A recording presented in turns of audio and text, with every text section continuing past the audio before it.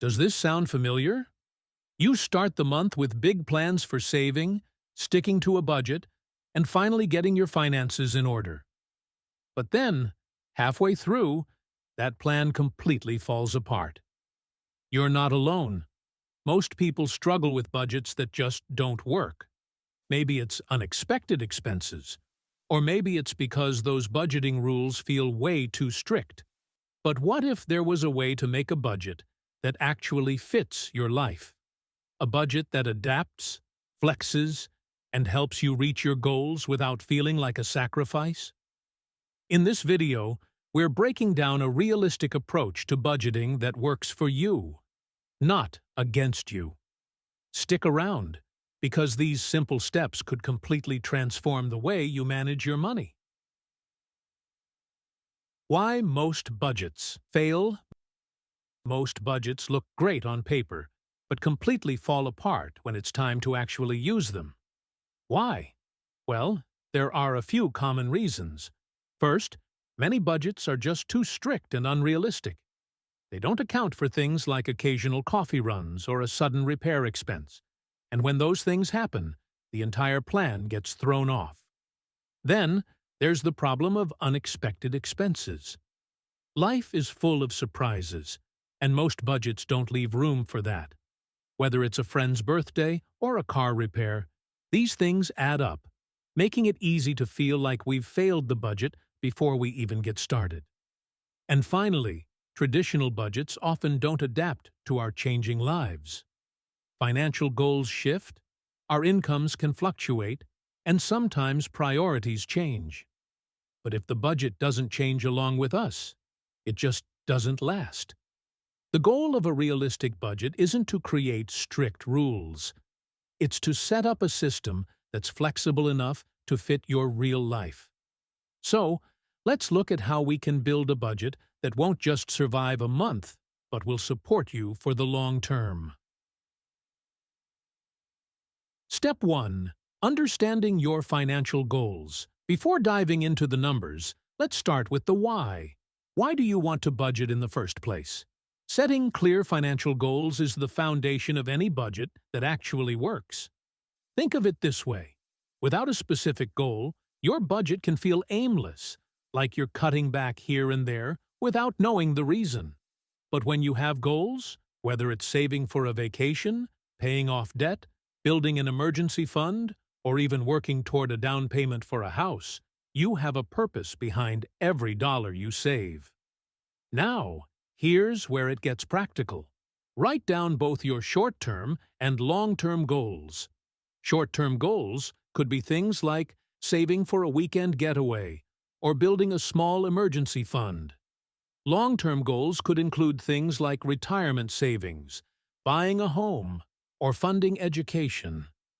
As you're thinking through these, remember, these goals should be realistic and achievable. The point isn't to set up impossible targets, it's to create a vision that's inspiring but reachable. When you have these goals in mind, they'll act as the guide for every budgeting decision. You'll know exactly why you're budgeting, and that motivation will make it a lot easier to stick with it in the long run. Step 2.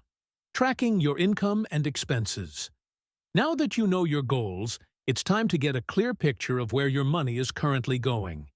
This step is all about understanding what's coming in and what's going out, because without that foundation, it's easy to feel lost. Start by listing all of your income sources. This might include your salary, any side gigs, or other sources of income. Once you know exactly how much money you have coming in each month, it's time to dive into your spending. To make this easy, try to look at your expenses over the last 3 months. This gives you a realistic view of your spending patterns and helps even out any seasonal differences, like holiday spending. You can check bank statements, use a budgeting app, or simply jot things down in a notebook. The goal isn't to judge yourself, it's just to see where your money is actually going. It's okay if things don't look perfect, or if you notice areas that surprise you. This is all part of building a budget that's based on your real life, not some ideal version of it. Once you have a good picture of your income and expenses, you're ready to take control of your money and start shaping your budget around your priorities and goals. Step 3. Categorizing expenses. With a clear view of your income and spending habits, it's time to break things down into categories. This step is where you start to see how each dollar you spend aligns with your goals. Let's begin by organizing your expenses into 3 main categories: needs, wants, and savings or debt payments. 1. Needs are the essentials. Think of things like rent, utilities, groceries, and transportation. These are the costs that keep your daily life running smoothly. 2. Wants are those extra things that make life enjoyable, like dining out, streaming subscriptions, or hobbies. While these aren't essential, they add value and enjoyment to your life. 3.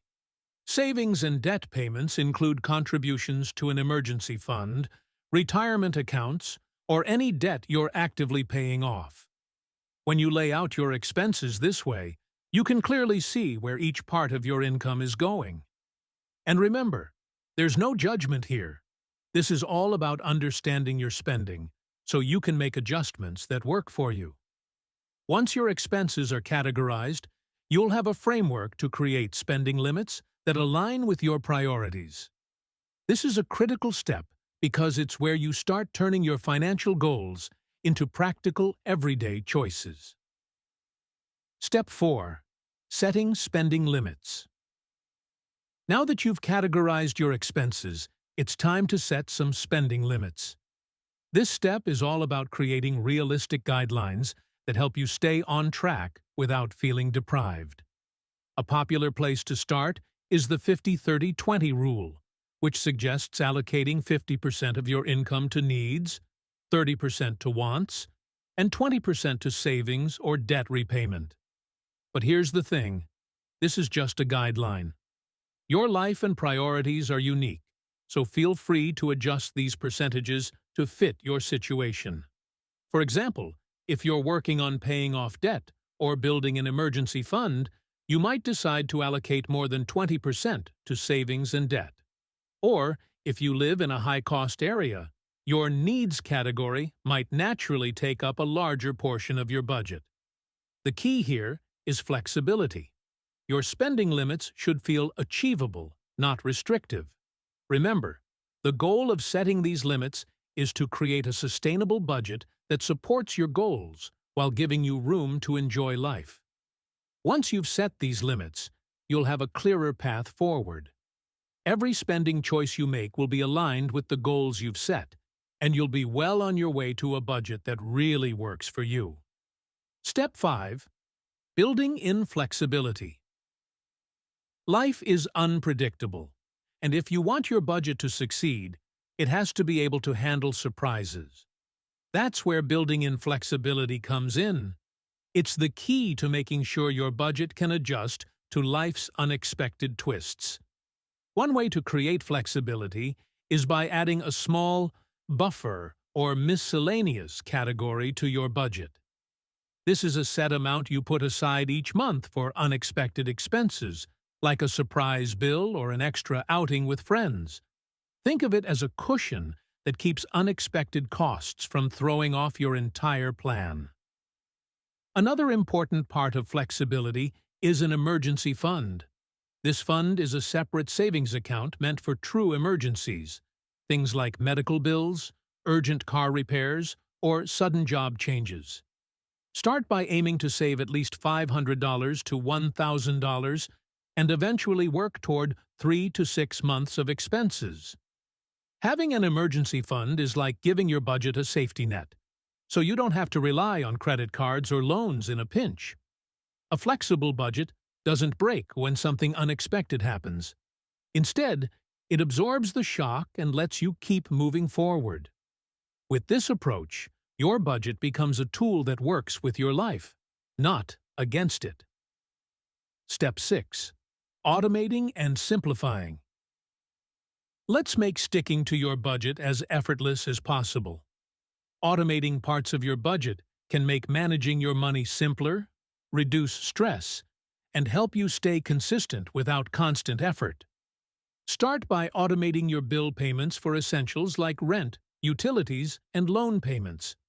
Setting up automatic payments ensures you won't miss a due date, which saves you from late fees and keeps your credit score healthy.